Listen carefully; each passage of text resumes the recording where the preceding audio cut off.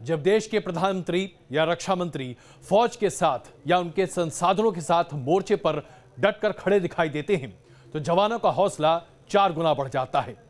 रक्षा मंत्री निर्मला सीतारमण ने आज जोधपुर एयरबेस से सुखोई 30 MKI से उड़ान भरी। पश्चिमी मोर्चे पर हवाई ताकत को खुद अपनी आंखों से उन्होंने देखा। खास बात यह है कि रक्षा मंत्री की उड़ान पाकिस्तान की सीमा से बिल्कुल सटे इलाके पर थी और ऐसे दिलेर पहल से सेना का मनोबल यूं ही नहीं बल्कि हमेशा बहुत ज्यादा बढ़ता है। पाकिस्तान के बॉर्डर पर डिफेंस मिनिस्टर निर्मला सीतारमण के सुखोई में उड़ान के कई मायने हैं। हवा में हजारों फीट की ऊंचाई और बुलेट की रफ्तार से भी तेज फाइटर जेट सुखोई की उड़ान दुश्मनों के लिए एक पैगाम है। डिफेंस मिनिस्टर निर्मला सीतारमण ने देश के पश्चिमी मोर्चे पर न केवल हवाई ताकत का जायजा लिया बल्कि उन्होंने इमरजेंसी जैसे हालात में वायुसेना की तैयारियों के भी इंतजाम देखे। हमारे पायलट्स के पूरे तैयारी और उनके रिस्पॉन्स करने का स्पीड और उनके ट्रेनिंग का एक्सेलेंस पूरे आज मैं महसूस करके अभी इस फ्लाइट के बाद आपके सामने खड़े हूँ। पूरे हमारी एयरफोर्स का प्रिपेयर्डनेस के ऊपर मैं और क्या बोल सकती हूँ। वैसे हमारी एयरफोर्स दुनिया में एक अच्छा सा शानदार एयरफोर्स, इसका आज मैं पूरे अनुभव किया। अब सवाल उठता है कि रक्षा मंत्री के सुखोई में उड़ान भरने के मायने क्या हो सकते हैं। जिस जगह से रक्षा मंत्री ने उड़ान भरी है वहां से बॉर्डर का फासला बेहद कम है। वायुसेना यहां से महज 20 मिनट में पाकिस्तान पर अटैक कर सकती है। यानी साफ है कि अगर जंग जैसे हालात बने तो हिंदुस्तान चंद मिनटों में पाकिस्तान के कई शहरों को तबाह कर सकता है। उड़ान के दौरान रक्षा मंत्री ने कॉकपिट में बैठे अपने पायलट से हर चीज के बारे में बारीकी से जानकारी हासिल की। कुछ दिन पहले भी रक्षा मंत्री ने गोवा के नेवल बेस में जाकर MiG-29 विमान का भी इसी तरह जायजा लिया था। Team news nation. रक्षा मंत्री की यह पहल अपने अपने काबिल तारीफ इसलिए है क्योंकि आज सुखोई 30 MKI हमारी वायुसेना की रीढ़ की हड्डी है।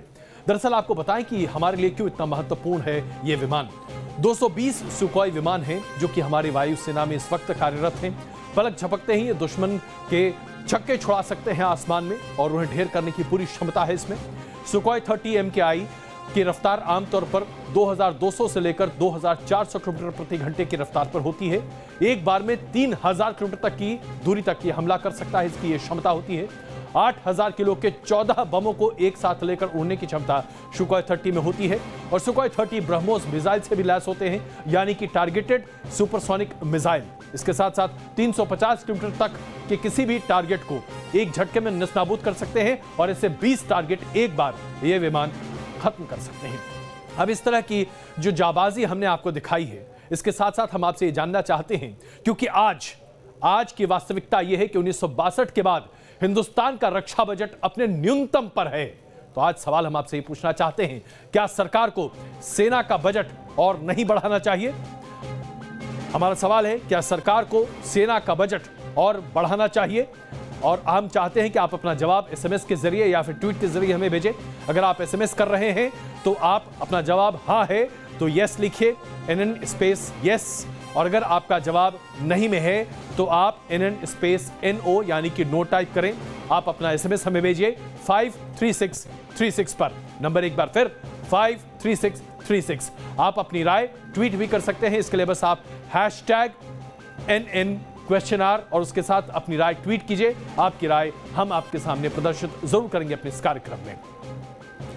सेना अध्यक्ष विपिन रावत ने पड़ोसी देश पाकिस्तान में सक्रिय आतंकियों पर एक बड़ा कटाक्ष करते हुए कहा है कि पाकिस्तान के आतंकी न्यूक्लियर और केमिकल हथियारों का इस्तेमाल कभी भी और कहीं पर भी कर सकते हैं।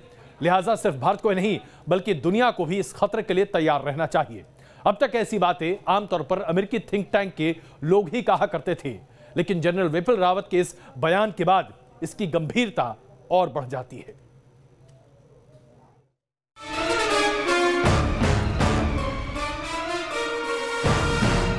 सीमा पार आतंकवाद से चुनौती दोहरी है। सबसे बड़ा खतरा न्यूक्लियर बम और केमिकल हथियारों को लेकर है। और सेना अध्यक्ष बिपिन रावत ने इसी खतरे से आगाह किया है। साथ ही आतंक को पनाह देने वाले देशों को बेनकाब करने की बात भी कही है। There can be two ways about it. There can be no two ways about this. That any state, any nation state that supports terrorism to achieve its means to an end needs to be tackled with first. Unless we do that and the global community does not combine together, terrorism is here to stay. Pakistan से खतरा सीमित नहीं है। आशंका ये भी है कि पाकिस्तान के आतंकियों की पहुंच न्यूक्लियर वेपन तक भी हो सकती है। But more importantly, the threat of the biological, chemical, and I dare say nuclear weapons falling in the hands of terrorists would spell disaster for humanity.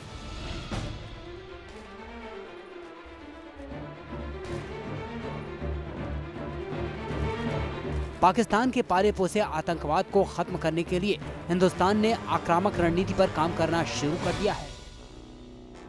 लेकिन आतंकियों के साइबर इस्तेमाल की आशंका ने इस चुनौती को और बड़ा कर दिया है। आतंकवाद और इस्लामिक आतंकवाद को लेकर रायसीना डायलॉग के मंच से जो आवाजें गूंजी हैं वो दूर तलक जाएंगी, लेकिन जो सवाल उभरे हैं उन सवालों के माकूल जवाब तभी दिए जा सकते हैं जब दुनिया के तमाम अमन पसंद देश एक हों और आतंकी देशों को एक कटघरे में खड़ा किया जाए। वीडियो सुभाष चंद्र के साथ मधुरेंद्र कुमार, न्यूज नेशन, दिल्ली। हम सबों के जहन में यह सवाल उठना लाजमी है कि आखिरकार ऐसा क्या हुआ है कि हमारे सेना के प्रमुख सेना अध्यक्ष जनरल रावत एक आक्रामक रुख इख्तियार कर रहे हैं और क्यों उनकी बातें इतनी कड़ी और कड़वी सामने आ रही हैं।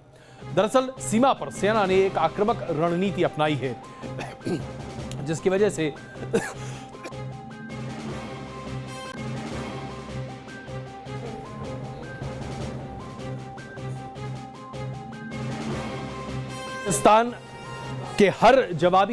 पाकिस्तान के हर हमले का जवाबी कार्रवाई बहुत जोरदार तरीके से दिया जाता है। हमने आपको दिखाया था कि सीमा पर घुसपैठ किस तरीके से बढ़ रही है और उसे मारने की रणनीति या उसे कम करने की रणनीति कितने बड़े पैमाने पर की जा रही है। इसके साथ साथ भारत ने सर्जिकल स्ट्राइक की रणनीति का भी इख्तियार किया है। पाकिस्तान की तरफ से न्यूक्लियर हमले की धमकी बार बार दी जाती है, जिसे लेकर भी हिंदुस्तान सजग रहा है। आतंक के खात्मे के लिए सेना को, भारतीय फौज को एक तरह से खुली छूट दी गई है, जिसमें कश्मीर में एक बड़ा ऑपरेशन चलाया जा रहा है और उसके तहत अब तक 220 आतंकवादियों को पिछले एक साल में मार गिराया गया है। ये तमाम ऐसी नीतियां हैं जिसका पालन करते हुए आज लगातार भारतीय फौज आगे बढ़ रही है। लेकिन इससे पहले कि आगे बढ़ें, हम आपको ये बताना चाहते हैं कि जनरल रावत ने जो आज तीखे तेवर अपना रखे हैं वो सिर्फ इसलिए है क्योंकि पाकिस्तान के हुक्मरान और पाकिस्तान के सेनाध्यक्ष भी भारत को हर मौके पर चुनौती प्रस्तुत करते रहते हैं। इसलिए ईंट का जवाब पत्थर सिर्फ हम शस्त्रों से नहीं देते, जबान से भी देते हैं। हम विरोधियों को सबक सिखाने के लिए अपनी ताकत का इस्तेमाल कर रहे हैं। पाकिस्तान की किसी भी उकसाने वाली कार्रवाई का हम हमेशा मुंह तोड़ जवाब देते रहेंगे। अगर हमें मजबूर किया गया तब हम अपनी सैन्य कार्रवाई के दर्जे को बढ़ाकर अन्य कार्रवाई भी कर सकते हैं। That is the approach we are taking. We understand China is a powerful country, but let us also not forget we are not a weak nation. So let's not get so worried, and the way we are dealing with the situation, we are confident we will be able to handle the situation. तो आपने देखा क्या आक्रामक तेवर है हिंदुस्तान के सेनाध्यक्ष के, लेकिन वो सिर्फ इसलिए कि कोई भी देश ये न समझे कि हिंदुस्तान की सेना की आवाज नहीं है। आइए जरा बात करते हैं मुंबई के मास्टरमाइंड और ग्लोबल टेररिस्ट हाफिज सईद की। हाफिज सईद को पाकिस्तान की सरकार पूरे तरीके से निर्दोष मानती है। अगर ऐसा नहीं है तो पाकिस्तान के प्रधानमंत्री हाफिज सईद का नाम लेने के साथ कोर्ट के साथ मैं कहना चाहता हूं, साहब का जिक्र कैसे करते हैं आप? साहब उसी को कहते हैं जिसे आप सम्मानित करना चाहते हैं। तो क्या हाफिज सईद पाकिस्तान का एक सम्मानित नागरिक है? और अगर ऐसा है तो क्या पाकिस्तान अब यह मानने को तैयार है कि पाकिस्तान के तमाम आतंकी पाकिस्तान के लिए सम्मानित नागरिक हैं?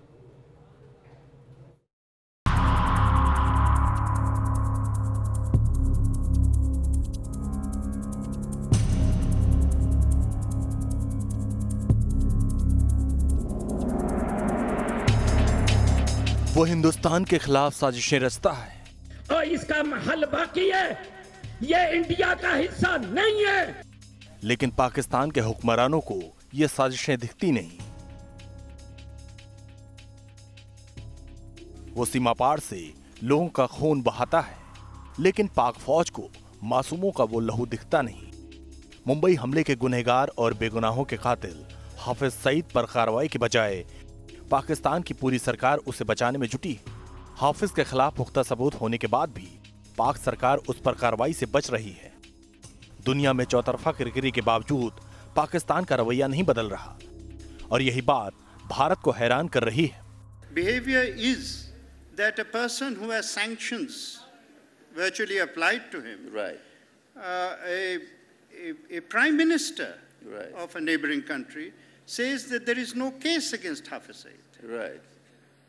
I mean, this is astonishing. Absolutely. अमेरिकी दबाव में भले ही पाकिस्तान सरकार ने हाफिज के संगठन जमात-उद दावा और फलाए इंसानियत के फंड कलेक्शन पर रोक लगा दी है, लेकिन आतंक के आका हाफिज सईद को लेकर उसके रवैये में कोई बदलाव नहीं दिखाई दे रहा। हाफिज सईद के मामले पे इंडिया और अमेरिका दोनों एक आवाज है। पाकिस्तान में कोई केस हाफिज सईद साहब के खिलाफ नहीं है। ऐसा पहली बार नहीं हुआ है जब हाफिज के बचाव में पाकिस्तान सरकार खुद सामने उतर आई हो। इससे पहले भी कई बार पाकिस्तानी हुकूमत के आला अधिकारियों और मंत्रियों ने हाफिज के शान में कसीदे पढ़े हैं, और पढ़े भी क्यों ना। हाफिज जैसे आतंकी पाकिस्तान और उसकी खुफिया एजेंसी ISI की साजिशों को ही अंजाम देते हैं। दुनिया के कुख्यात आतंकियों की सूची में शामिल हाफिज सईद के बचाव में जिस तरह से पाकिस्तान के प्रधानमंत्री उतर आए हैं, उससे समझा जा सकता है कि किस तरह से आतंकवाद पाकिस्तान की स्टेट पॉलिसी का हिस्सा बन चुका है। और ये न सिर्फ भारत और अफगानिस्तान के लिए खतरा है, बल्कि दुनिया भर में स्टेट स्पॉन्सर्ड टेररिज्म का सबसे ताजा तरीन उदाहरण भी है। वीडियो सुभाष चंद के साथ मधुरेंद्र कुमार, न्यूज नेशन, दिल्ली। एक तरफ पाकिस्तान के खिलाफ हिंदुस्तान सख्त एक्शन लेने की बात कर रहा है, तो दूसरी तरफ पाकिस्तान अपनी हरकतों से बाज नहीं आ रहा। सुरक्षा बलों ने आज पाकिस्तान की एक बड़ी साजिश को बेनकाब किया। कश्मीर की झेलम नदी से लश्कर के आतंकियों की नाव बरामद की गई। ये नाव उरी सेक्टर से बरामद हुई और इस नाव में बड़ी मात्रा में हथियार भी बरामद हुए। आमतौर पर आतंकी घुसपैठ के लिए नाव का इस्तेमाल करते हैं, तो अब आतंक का कारोबार बढ़ाने के लिए नदियों का भी सहारा ले रहा है पाकिस्तान।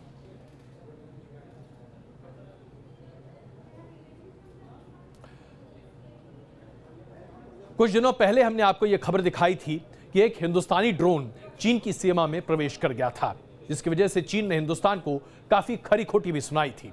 अब अरुणाचल प्रदेश में चीन की सीमा पर एक UFO यानी कि अनआइडेंटिफाइड फ्लाइंग ऑब्जेक्ट देखा गया है।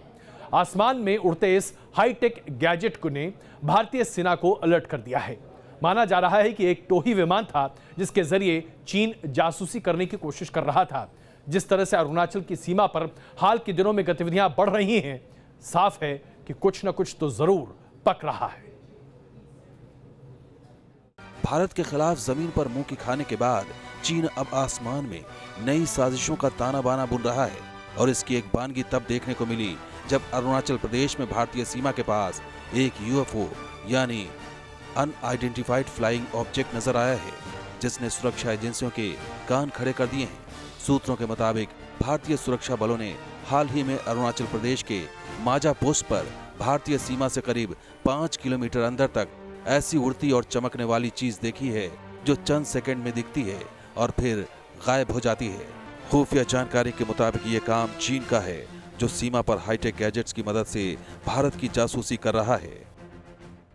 अभी तक तो केवल सेना डिप्लॉय की थी। जब सेना डिप्लॉय होती है तो उसको जासूसी की भी ज़रूरत पड़ती है कि वो ये भारत की जो हमारे बॉर्डर पे जो सीमा का डिप्लॉयमेंट है उसके मूवमेंट वगैरह को वॉच करना।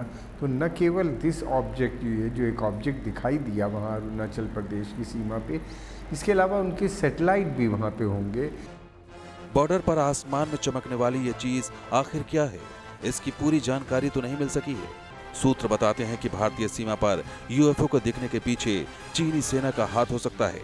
मीडिया रिपोर्ट्स के मुताबिक चीन की पीपुल्स लिबरेशन आर्मी यानी PLA अरुणाचल प्रदेश में उड़ने और चमकने वाले यंत्र से भारत की जासूसी करा रही है। ड्रोन से पिक्चर लेना ये कोई बहुत बड़ी टेक्नोलॉजी की बात नहीं है, लेकिन हाँ मुमकिन है कि कुछ रडार्स जरूर लगे हुए होंगे वहाँ बॉर्डर्स पे। अरुणाचल प्रदेश में चीन की बुरी नियत रही है और चीनी सीमा पर अदृश्य यंत्र का उड़ना और गायब हो जाना एक गंभीर मामला है। इसलिए भारतीय सुरक्षा बलों ने केंद्र सरकार को इस अदृश्य होने वाले यूएफओ को लेकर अपनी रिपोर्ट भेज दी है। हाल के दिनों में अरुणाचल और डोकलाम से लगी अपनी सीमा पर चीन लगातार ऐसी हरकतें कर रहा है जो चीन की चाल को बेनकाब कर रही है। वो बार बार बॉर्डर पर भारत को उकसाने की कोशिश करता है, लेकिन इस बार आसमान में उड़ते जासूस ने चीन की नई चाल की पोल खोल कर रख दी है। Team news nation.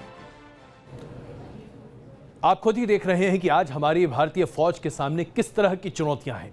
ऐसे में क्वेश्चन आवर में हम आपके सामने रख रहे हैं ये सवाल, जिसका जवाब हम चाहते हैं कि आप जल्द से जल्द जरूर भेजें। सवाल है, क्या सरकार को सेना का बजट और बढ़ाना चाहिए? क्या सरकार को सेना का बजट और बढ़ाना चाहिए, ये है हमारा सवाल। आप अगर चाहें तो एसएमएस के जरिए हमें इसका जवाब भेज सकते हैं। एसएमएस करने के लिए अगर आप समझते हैं कि आपका जवाब हाँ है तो आप टाइप कीजिए NN स्पेस यस। अगर आपको लगता है कि नहीं बजट नहीं बढ़ाया जाना चाहिए तो आप टाइप कीजिए NN स्पेस नो, और फिर आप हमें अपना जवाब भेजिए 53636 पर। हम नंबर एक बार फिर बता दें, 53636। इसके साथ साथ हम आपसे गुजारिश करते हैं कि आप अपनी राय हमें ट्वीट भी कीजिए #NN क्वेश्चन, और आपकी राय हम क्वेश्चन आवर में जरूर दिखाएंगे। नोट की गड्डी पर सोने की ख्वाहिश जाने किसकी किसकी नहीं होती होगी, लेकिन ये नसीब बड़े कम लोगों को होती होगी। लेकिन कानपुर में छापेमारी के दौरान पुराने नोट का एक बिस्तर मिला है। करीब 1 अरब के पुराने नोट जो गड्डियों के तौर पर बिस्तर पर बिछी हुई थी, और पुराने दिनों के इन नोट की गिनाई करते हुए यानी गिनती करते हुए NIA को पूरा दिन लगाना पड़ा। आशंका है कि इन नोट के तार उत्तर प्रदेश के कई शहरों से जुड़े हो सकते हैं, लेकिन नोट बिस्तर पर हो, यह तस्वीर अपने आप को आपको रोमांचित कर देगी।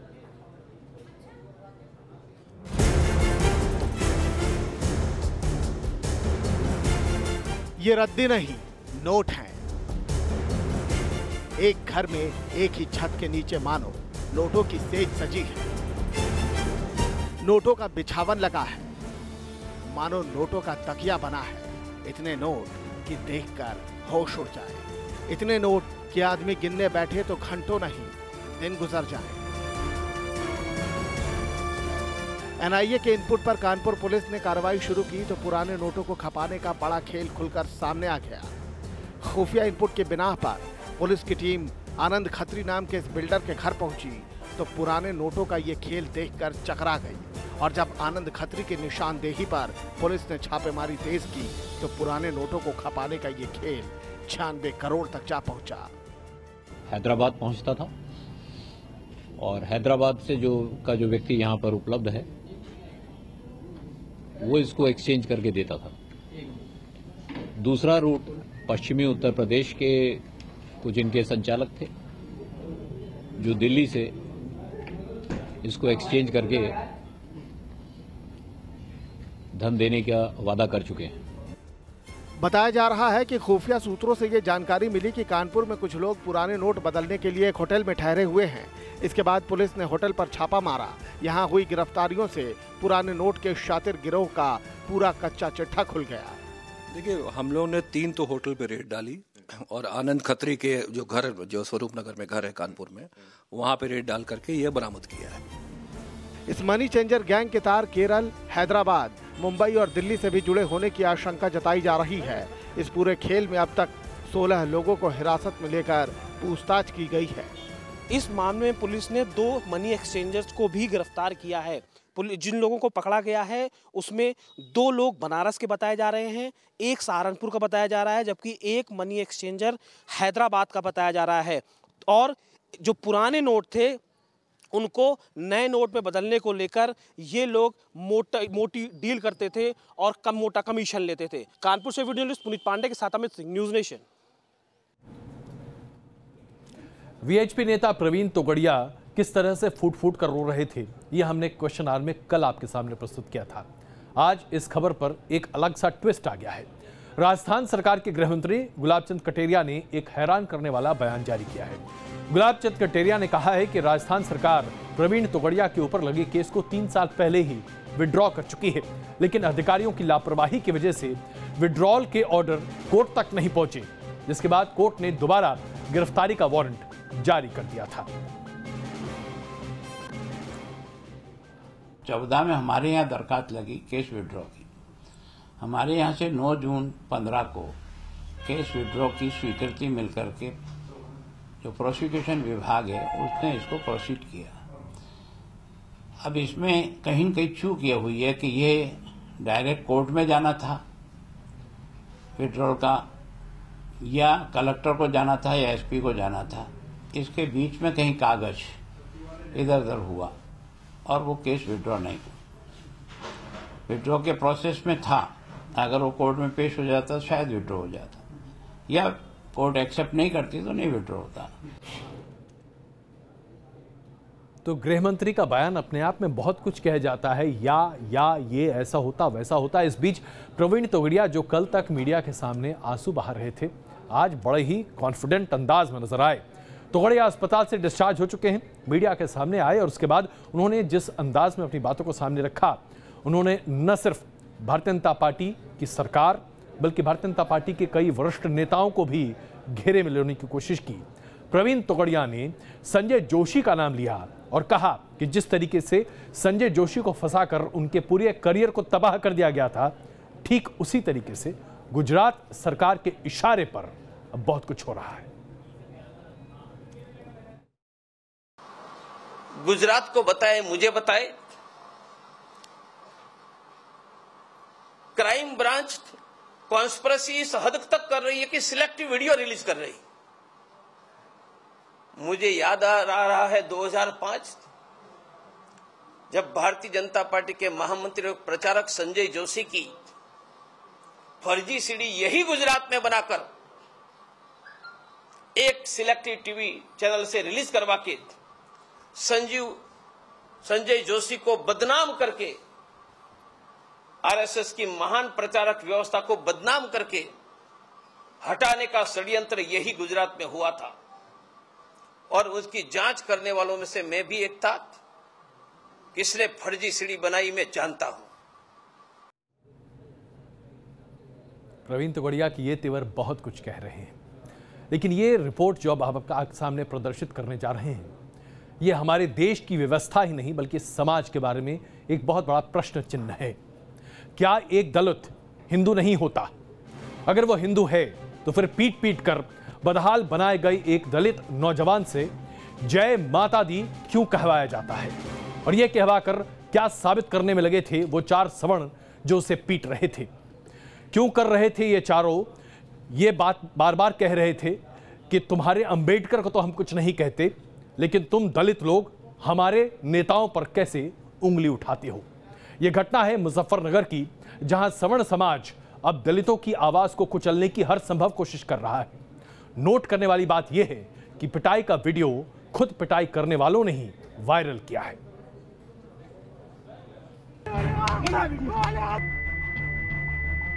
झकझोर कर रख देने वाला ये वीडियो यूपी के मुजफ्फरनगर जिले का है। लाठी डंडों से 4 युवक जमीन पर गिरे युवक की बेरहमी से पिटाई कर रहे हैं। पीड़ित युवक बख्श देने की गुहार लगा रहा है। ये पूरी घटना तब सामने आई जब वीडियो सोशल मीडिया पर वायरल हो गया।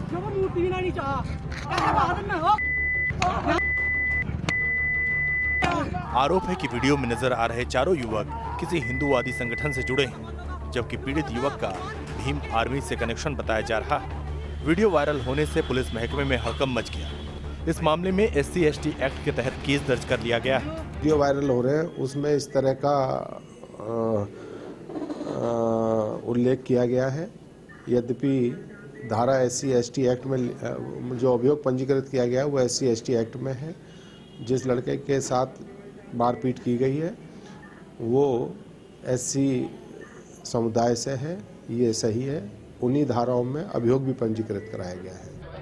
वीडियो में दलित युवक की पिटाई कर रहे चारों आरोपियों की धरपकड़ के लिए पुलिस दबिश दे रही है। बताया जा रहा है कि पिटाई का शिकार हुआ युवक विपिन कुमार है। वो इसके पहले सहारनपुर हिंसा के दौरान चर्चा में आया था। उस वक्त उसने खुद को भीम आर्मी की युवा विंग का सदस्य बताया था और कुछ दिनों पहले ही जेल से छूटकर आया है। Team news nation. परंपरा और प्रोटोकॉल से आगे बढ़कर प्रधानमंत्री नरेंद्र मोदी कूटनीति की जो परिभाषा करते हैं, यही वजह है कि आज दुनिया में हिंदुस्तान का परचम इतने ऊंचे स्तर पर लहरा रहा है। जिस गर्मजोशी के साथ इजराइल के प्रधानमंत्री बेंजामिन नेतन्याहू का स्वागत हिंदुस्तान में किया जा रहा है और जिस अंदाज में दोनों नेता एक दूसरे से मिलते हैं, यह प्रदर्शित करता है कि यह दोस्ती सिर्फ देशों के बीच नहीं बल्कि एक व्यक्तिगत दोस्ती है जो दो प्रमुख नेताओं के बीच में भी है। आज बेंजामिन नेतन्याहू का भव्य स्वागत गुजरात में किया गया और जिस अंदाज में अहमदाबाद में वो और उनकी पत्नी दिखे, आज शायद दुनिया देख रही होगी और रश्क कर रही होगी।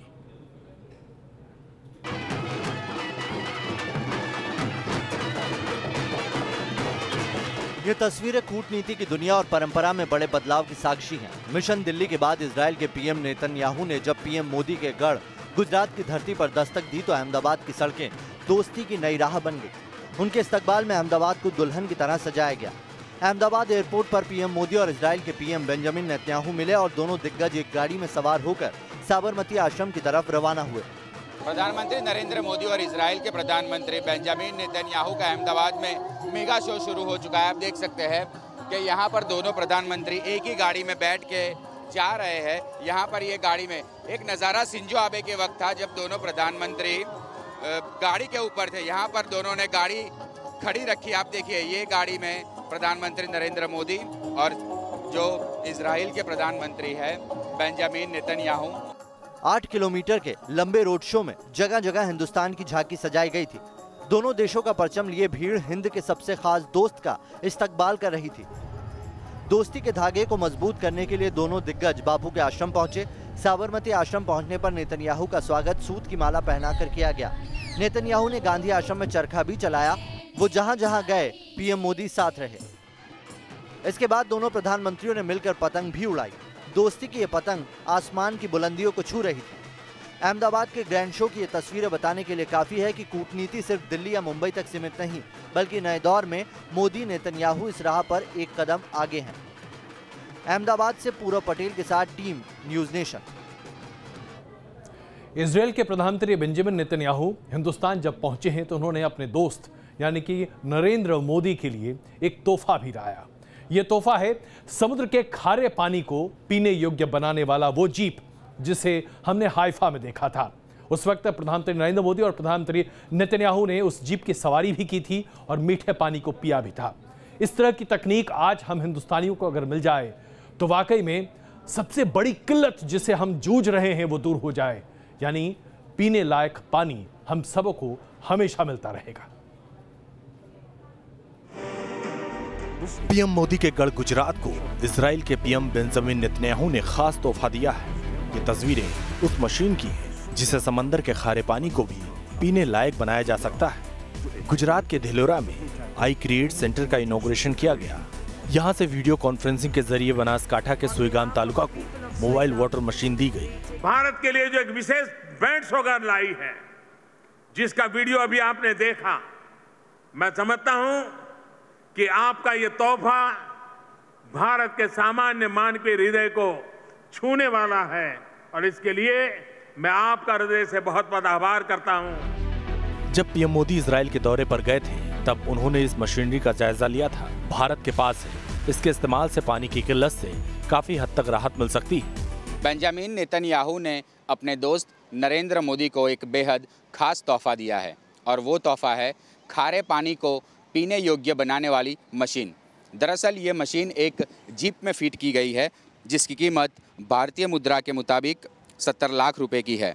यह मशीन एक मोबाइल के रूप में काम करती है, यानी इसे कहीं भी ले जाया सकता है।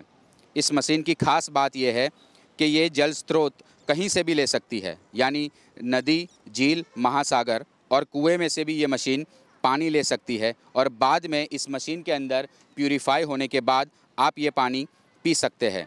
2 नेशन 1 गोल 1 इनोवेशन, इसी मंत्र के साथ भारत और इजराइल तकनीकी की दुनिया में साथ उतरे हैं। पीएम मोदी ने कहा कि 21वीं सदी में दोनों देशों का साथ मानवता के इतिहास में नया अध्याय लिखेगा।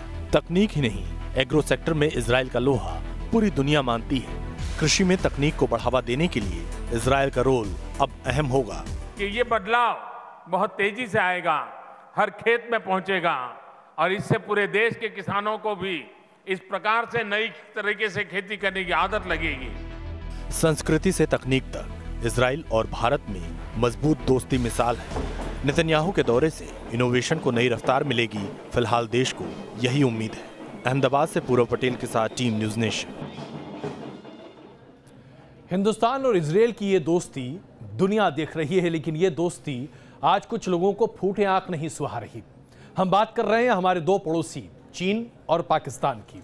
दरअसल चीन के खिलाफ तो नहीं, लेकिन पाकिस्तान के खिलाफ इजराइल के बोल पाकिस्तान के हुक्मरानों को बिल्कुल सुहाते नहीं हैं। और यही वजह है कि पाकिस्तान के विदेश मंत्रालय की तरफ से यह बयान सामने आया है जो चौंका रहा है हम सबों को।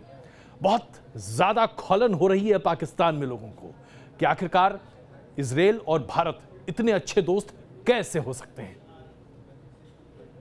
आखिर भारत और इजराइल की दोस्ती से इतना डरता क्यों है पाकिस्तान? आखिर इतना घबराता क्यों है पाकिस्तान?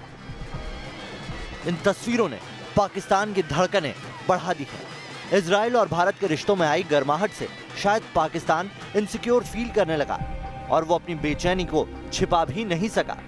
पाकिस्तान के विदेश मंत्री ख्वाजा आसिफ के बयान में इसकी झलक देखने को मिली। आसिफ ने एक पाकिस्तानी चैनल को दिए गए इंटरव्यू में कहा, हम भारत और इजराइल के गठजोड़ के बावजूद अपनी हिफाजत कर सकते हैं। न तो पाकिस्तानी सरकार को और न ही देश को इससे घबराने की जरूरत है। पाकिस्तान चाहे कितनी भी डींगे हाँक ले, लेकिन ख्वाजा आसिफ का यह बयान अपने आप में इस बात का सबूत है कि पाकिस्तान कितना डरा हुआ है। दरअसल भारत और इजराइल के रिश्ते पहले से काफी प्रगाढ़ रहे हैं। कूटनीतिक और रणनीतिक मोर्चे पर दोनों देश अहम साझेदारी निभा रहे हैं। इजरायली पीएम के मौजूदा दौरे पर भी दोनों देशों के बीच अहम करार हुए हैं। इसे देखकर पाकिस्तानी हुक्मरानों की नींद उड़ गई है। भारत और इजराइल का गठजोड़ दोनों देशों के इस्लाम विरोध के कारण है। इजराइल उस बड़े इलाके पर कब्जे की कोशिश में लगा है जो मुस्लिमों का है। दरअसल पाकिस्तान जब भी हताश होता है तो इसी तरह से बेबुनियाद बातें और प्रोपेगेंडा का सहारा लेता है। पाकिस्तान लगातार भारत के खिलाफ प्रॉक्सी वॉर करता आ रहा है। पाकिस्तान की सेना और आईएसआई, लश्कर तैयबा, जैश मोहम्मद और हिजबुल मुजाहिदीन के खुखार आतंकवादियों को पनाह देती आई है जो भारत में बेगुनाह लोगों का खून बहाते हैं। भारत पाकिस्तान के हर साजिश का मुंहतोड़ जवाब देता आया है और अब इजराइल के साथ रिश्ते मजबूत होने से भारत की कूटनीतिक और सामरिक ताकत और ज्यादा बढ़ने की उम्मीद है। यही बात पाकिस्तान को हजम नहीं हो रही। Team news nation. और अब ये बड़ी खबर न्यूज़ नेशन आपके सामने प्रस्तुत कर रहा है जो कि पाकिस्तान के नापाक इरादों को पूरे तरीके से आपके सामने रख देगा। पाकिस्तान की खुफिया एजेंसी आईएसआई यूरोप में खालिस्तान समर्थित गुटों की फंडिंग करती है और कुछ दिनों पहले ही न्यूयॉर्क में एक कार्यक्रम का आयोजन किया गया था जिसमें आईएसआई से ताल्लुक रखने वाले लोगों ने खालिस्तान के समर्थन वाले ऐसे कई तत्वों से मुलाकात की है। न्यूज़ नेशन ने ही आपको सबसे पहले यह खबर दिखाई थी कि कैसे कनाडा और अमेरिका के 200 से ज्यादा गुरुद्वारों में भारतीय हाई कमीशन के लोगों के या भारतीय दूतावास के लोगों को जाने की अनुमति नहीं दी जा रही। यानी खालिस्तान को लेकर पाकिस्तान कैसे एक बार फिर नया बवाल खड़ा करना चाहता है, यह बता रहा है न्यूज़ नेशन आपको। हिंदुस्तान में आतंक की आग सुलगाने के मकसद से आईएसआई फिर एक जाल बुन रही है और इस जाल का केंद्र है खालिस्तान आंदोलन। न्यूज़ नेशन को मिली जानकारी के मुताबिक अमेरिका, कनाडा और इंग्लैंड में खालिस्तान समर्थक आईएसआई के संपर्क में है। पिछले महीने न्यूयॉर्क में इन गुटों की फंडिंग के लिए एक कार्यक्रम रखा गया था जिसमें आईएसआई के नुमाइंदे भी शामिल हुए थे। इस कार्यक्रम में खालिस्तान का समर्थन करने वाले गुट भी शामिल थे।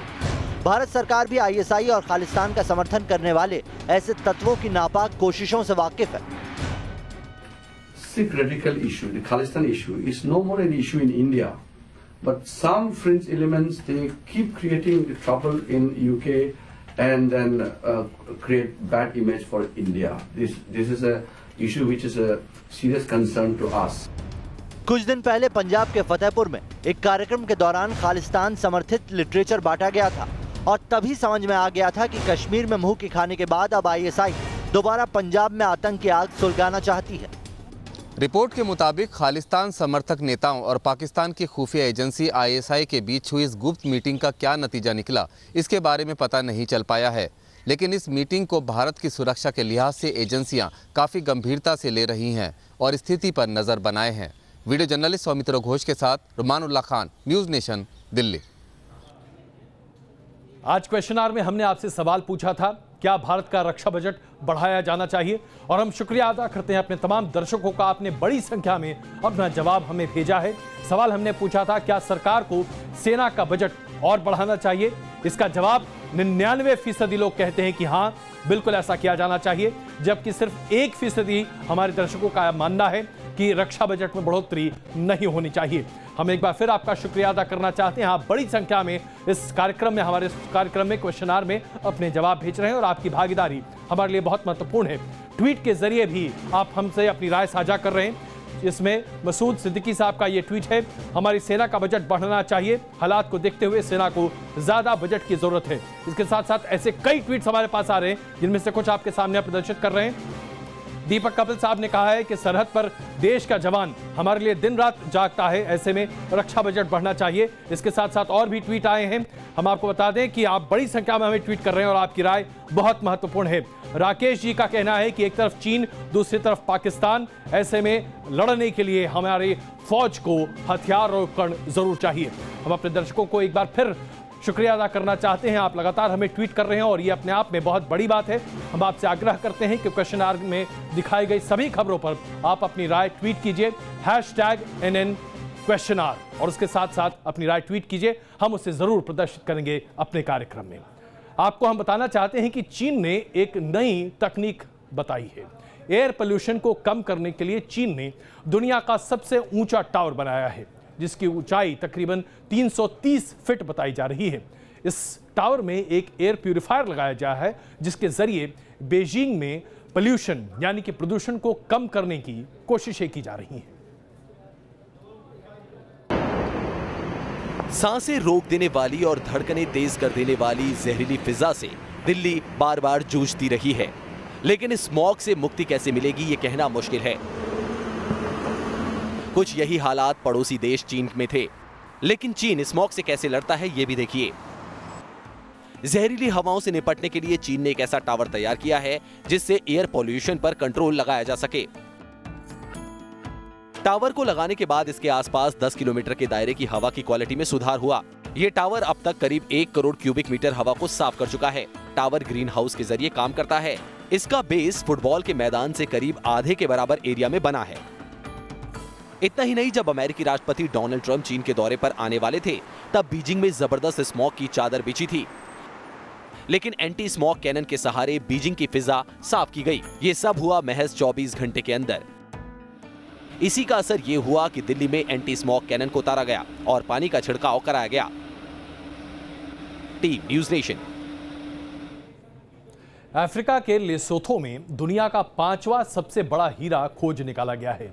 इसे खोजने वाली कंपनी जेम्स डायमंड ने दावा किया है कि इस हीरे की चमक सबसे अलग होगी और यह हीरा अपने आप में सबसे चमकदार भी हो सकता है। हीरो के देश अफ्रीका में मिला एक नया हीरा, दुनिया का 5वां सबसे बड़ा हीरा होने का दावा। नायाब, बेशकीमती और बेहद खूबसूरत। 253 करोड़ है हीरे की कीमत। अफ्रीकी देश लेसोथो में दुनिया का 5वां सबसे बड़ा हीरा मिलने का दावा किया जा रहा है। कंपनी जेम डायमंड्स ने इसकी जानकारी दी है। इस हीरे को लेटसेंग की खान से निकाला गया है। जानकारों ने इसकी अनुमानित कीमत $4 करोड़ यानी करीब 253 करोड़ रुपए बताई है। 910 कैरेट का ये हीरा अफ्रीका की लेटसेंग खान से मिला है। 2006 में यहीं से 630 कैरेट का हीरा मिला था। 2006 से अब तक लेटसेंग खान से कई बड़े और कीमती हीरे मिल चुके हैं। ये जरूरी हो, ये बहुत महत्वपूर्ण हो जाता है कि भारत के हीरे की मंडी कहाँ है, भारत के हीरे का व्यापार कहाँ है। और अगर हम इजराइल के साथ एक समझौता कर रहे हैं, उससे ये चीज़ें हो जाती हैं कि थोड़ा सा जो अनऑर्गेनाइज सेक्टर में बिजनेस चलता है वो नहीं रह जाएगा, ऑर्गेनाइज सेक्टर में इजराइल के साथ बिजनेस चलेगा। इससे पहले भी अफ्रीकी देशों से बड़े और बेशकीमती हीरे मिलते रहे हैं। यहाँ के खदानों से हाल के सालों में ऐसे ही कई और हीरे निकाले जा चुके हैं, जिन्हें मोटी कीमत पर बेचा गया था और भारत में ही इन्हें तराशने के लिए लाया गया था। आपको ये ताजुब होगा कि भारत में पैदा होने वाले हीरे ही नहीं बल्कि दुनिया में जहाँ भी हीरे होते हैं 90% भारत में आते हैं पॉलिशिंग, रिफाइनिंग, कटिंग के लिए। और भारत में भी कहाँ, सूरत में। इस हीरे की खासियत ये है कि ये डी रंग कैटेगरी का हीरा है, जो सबसे शुद्ध माना जाता है। इस हीरे का कोई रंग नहीं होता, लेकिन इसकी एक झलक के बाद कई लोग सतरंगी सपने बुनना जरूर शुरू कर देते हैं। Team news nation. पहाड़ों पर कितनी भयंकर बर्फबारी हो रही है, इसे देखने के लिए आप श्रीनगर से बस 120 किलोमीटर की दूर पर कारगिल चले जाइए। कारगिल द्रास सेक्टर की इन तस्वीरों को देखिए। यहाँ पर तापमान आमतौर पर -30 से -35 डिग्री तक है और यहाँ पर आपको चारों तरफ सिर्फ और सिर्फ बर्फ दिखाई देगी। सामरिक नजरिए से यह इलाका बहुत ही महत्वपूर्ण है, क्योंकि यहाँ से महज 5 किलोमीटर की दूरी पर नियंत्रण रेखा है। लेकिन यहाँ पर ठंड इतनी ज़बरदस्त पड़ रही है कि नदियाँ भी जम चुकी हैं, झरने जम चुके हैं और जमी हुई नदियों का ये आप देख रहे हैं तस्वीर, जो प्रदर्शित कर रही है कि इस इलाके में क्या कड़ाके की ठंड है। आप ज़रा सोचिए, -30, -35। जाना चाहते हैं आप कश्मीर में इस बार? क्वेश्चन आवर में आज के लिए बस इतना ही। लगातार देखते रहिए न्यूज़ नेशन।